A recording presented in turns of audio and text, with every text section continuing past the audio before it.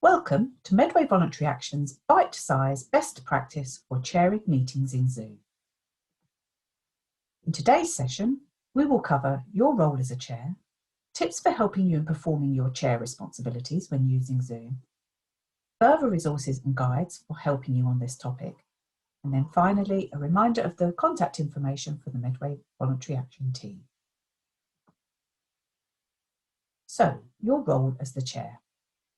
There are some key responsibilities that you hold, and these include planning and running meetings, setting the tone and controlling meetings, including all who want to contribute and facilitating those discussions, ensuring that all business is dealt with and decisions are made fairly and openly, and helping the group resolve any differences of opinion, ensuring the organisation sticks to its policies, priorities and responsibilities, and also acting as the spokesperson and point of contact.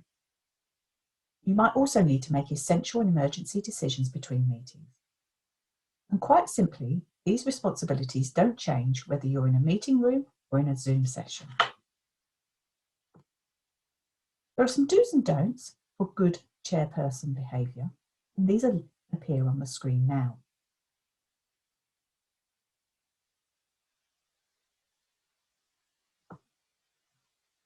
So here are some tips for helping you in performing your chair responsibilities when using Zoom.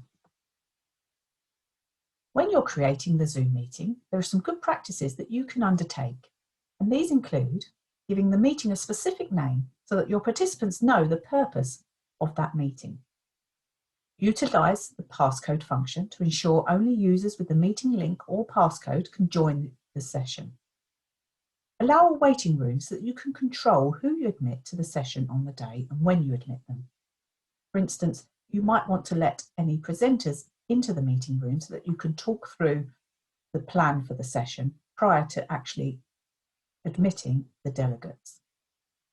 Allow both telephone and computer audio to help increase accessibility to the session. And to help control noise as the meeting is starting up, it can help to automatically set participants to mute as they join the meeting.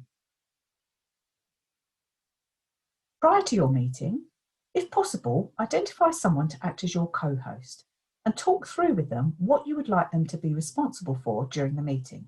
For example, do you want them to admit people and monitor the chat? Review your host controls and meeting settings ahead of time. And if you need some help becoming familiar with the meeting controls, then here's a link that you can use. In particular, it might be worth making sure that you are familiar with how to admit participants.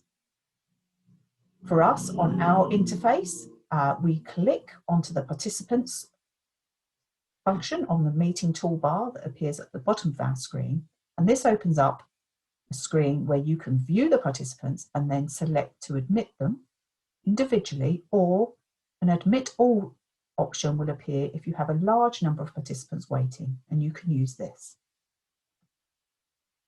For managing your participants, again, you can click onto the chat function at the bottom meeting toolbar, and this will open up so that you can view all of the chat that might be going on. But you can also right-click on any individual participant, and you can see there are options for you to chat directly with them, make them the host, allow them to rename themselves, particularly if they haven't actually put their accurate name or organisation in. You can remove them from here if there are a particular problem, but you can also mute them if you're finding that there's particularly bad background noise from them. You also have, again, to help manage noise, the mute all participants if you're unable to identify where that background noise might be coming from. During the meeting. So at the outset, share housekeeping details with attendees. And these might include, if you are recording the session, to remember to ask participants permission to do this before you start the recording. And if you want to record all of your sessions, then actually in Zoom settings, you can set it to automatically record. Remind everybody to mute their mics when others are presenting or speaking, and let them know how they can get your attention during the meeting. Will you be checking in the chat window? If so, tell participants when you'll be doing this. Is it during the session or after a speaker? And if you can't do this, nominate someone who will be doing this for you. Advise participants if they can unmute themselves to speak up, and if there are specific times that they can or can't do this during the session. It's really important with online sessions to communicate clearly how everybody is going to be able to interact. This allows for transparency and for everybody for it to be fair and for everybody to have their say when and where is appropriate. Troubleshoot audio problems if they arise, and as I mentioned earlier, muting all is a helpful function to do that. And actually audio problems when you're on online meetings are really important to be on top of and be aware of how to manage, because it can make for quite an uncomfortable session if we don't manage those carefully. If you're using breakout sessions, the function on Zoom, make sure you explain to participants how these will work, because not everybody will be familiar with them. And also make sure you give them clear instructions for what you want to do when they are actually in the breakout room and how long they will be in there before you'll be pulling them back to the main session. If you'd like to learn more about breakout rooms, there is a link here on the screen. And if setting someone as a co-host in Zoom truly is a good practice, as it can help you deal with all of the other issues and actually chair the meeting with all of those good behaviours that we mentioned at the beginning of this session. There are some further resources that might help you on this topic, and they're listed on this screen around chairing board meetings, online meetings, and just some good tips around managing Zoom and getting the most out of Zoom. So we'll end the session by reminding you here you can contact the Medway Voluntary Action Team for any help or support, and you can do that via email or by giving us a call, or there's plenty of resources on our website, and the address there, www.mva.org.uk.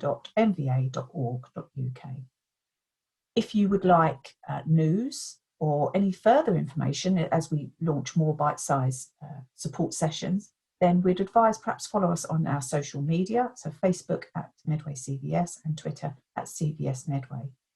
And we'll put all of our news and updates on our socials. I'll just finish by saying thank you very much. You've been with Claire Saunders, part of the Medway Voluntary Action Team today, and we hope that you enjoyed this session and found it useful.